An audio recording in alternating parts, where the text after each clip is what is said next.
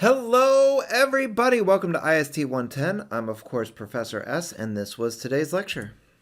Anyways, what we did was I talked a little bit about the next part in your tiny project, and then I also talked about the group project. Most of what we did today in class was do group work. So if you missed class today, you definitely want to check in with your group to make sure that you contribute to the assignment.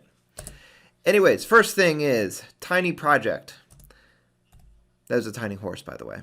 Anyways, so what your next step is you're going to post your survey, and then you're going to respond to at least 5 other surveys. There's a discussion that you post to, and make sure that you do this as soon as possible. Please do not wait to the last minute so you want other people to respond to your survey. I will go over how to do that right now. So first thing you want to do is you want to go to the Penn State Office 365 website like this, and then you log in.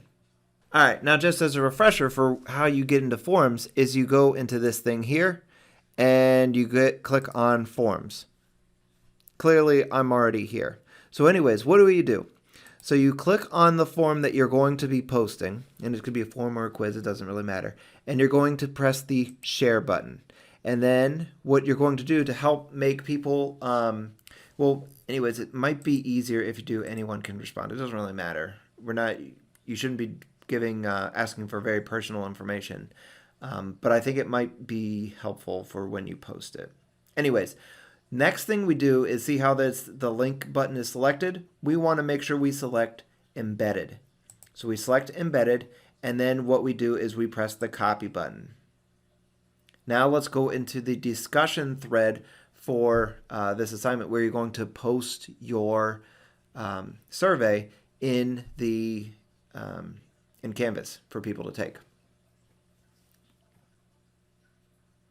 Now that we're back in Canvas, let's go over where you're supposed to go. So we already did create a survey. What we're doing is this discussion right here of create a survey in Microsoft Forms to share. So we click on it. And as you can see, I was the first to post it. So what I'll do is I'll show you what you do with yours. So here's the directions that you will need.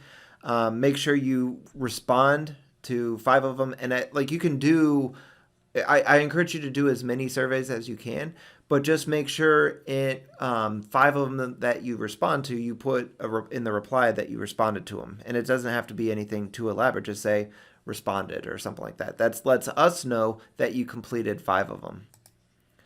All right, so anyways, you click on the reply, and then notice that you have all this text that you can edit, or this text editing stuff.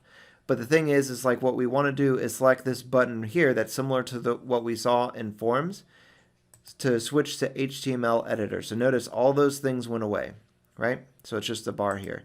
And then if you paste,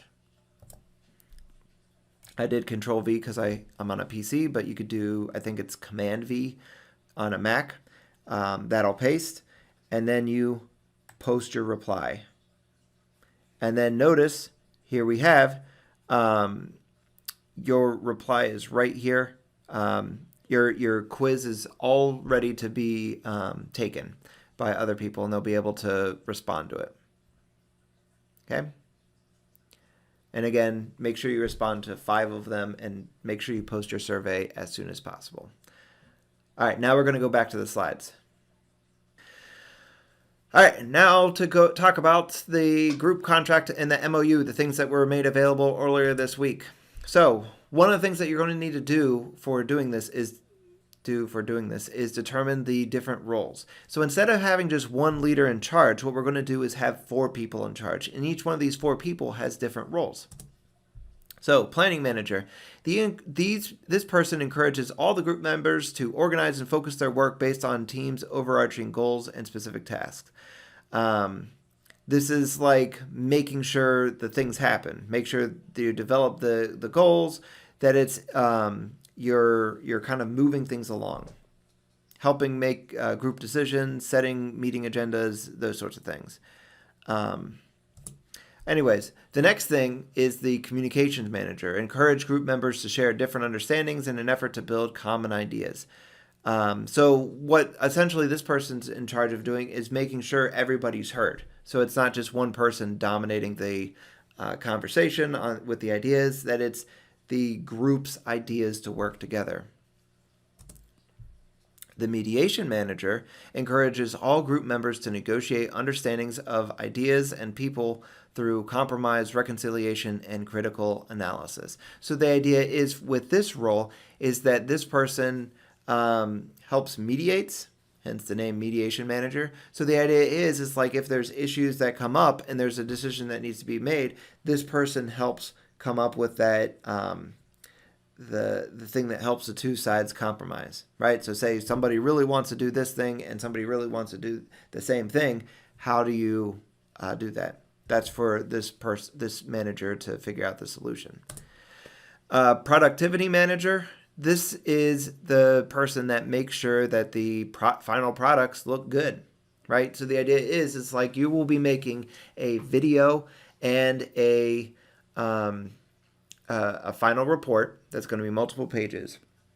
You need to have one person that's a dedicated individual to make sure that the final product looks good, like one cohesive product. An easy thing to do for a paper, at least for a group, is to make it look like it's just this, everybody made their contributions, and you can definitely tell. Fonts are different sizes. It just doesn't look like a cohesive product. It's just a Frankenstein paper. This person makes sure like it's a cohesive thing, that they addressed everything, those sorts of things. So it's like this person's really a lot of the final eyes that see the assignment. Also make sure for peer evaluations, you collect people's PSU IDs. And what I'm talking about that is the ABC, like their email address, sans, well, I mean, just get their email address, their Penn State email addresses. So it's like their initials and then the number. And then make sure you have it for all your team members so that you could do the peer evaluations on Monday.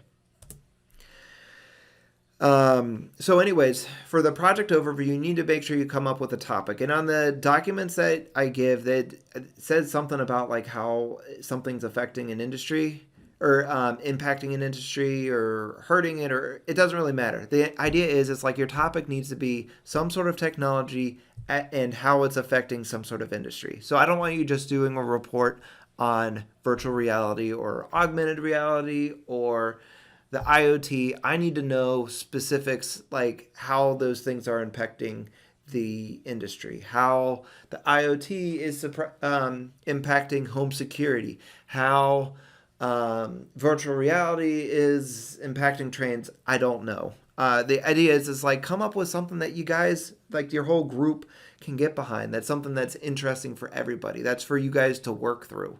One of your final products, you're going to have two final products. I know I have just one written here, but you're going to have two final products. The main final product is this video. So keep in mind, we're watching these videos and try to make something interesting for the group to learn. The other thing is don't make it about Zoom. I did this class last semester, and I had some good reports with the Zoom, but I kind of want something different. Okay. All right. So anyways, there's two documents that you need to complete with your group before Monday. One of them is a group contract. Things that you need to address is how will the group operate, communication plan, code of conduct, copyright, and plagiarism, like all these different things you need to kind of do. Please note that only one person from the group uploads a PDF. Now, on the bottom of it, it's looking for names and signatures of people who actively participated in deliverables. You don't have to actively sign it. That's not necessary. What I want is you to put only names of people that worked on these documents. We will be grading this, and anybody's name who's not on there that's in the group will get a 0 for the assignment.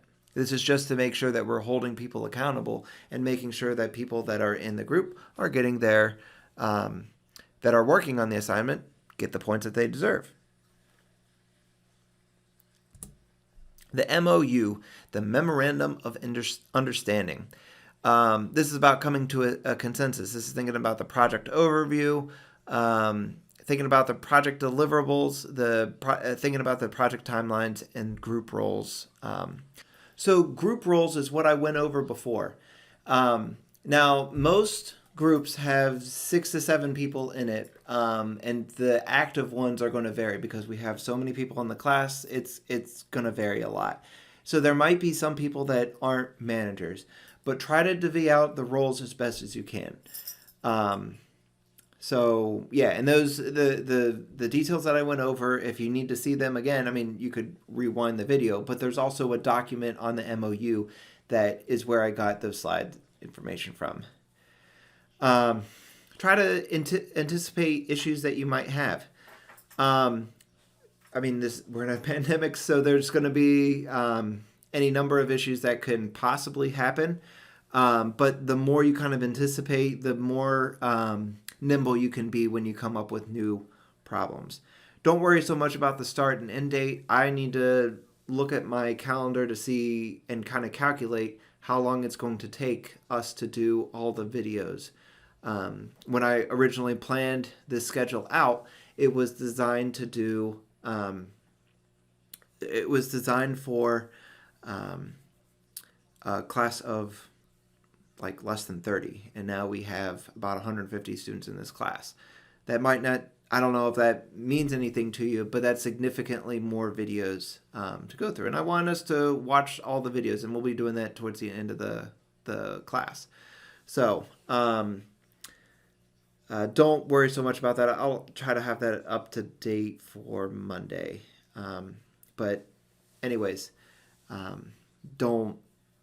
wouldn't worry too much about that. The important thing is like making sure you know what you guys are going to do, like what your project is, your things that you're interested in, coming up with your issues, and kind of anticipating what kind of issues your group might have. Like maybe there's somebody that's in a way different time zone that can make things difficult. So since that's already an issue that you can anticipate is going to happen, how are you going to address it?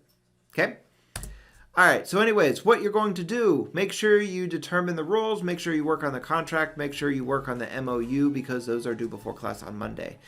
And then make sure before class you also have your survey posted and you've responded to 5 surveys. Anyways, I think that's good for now. I will see you all Monday.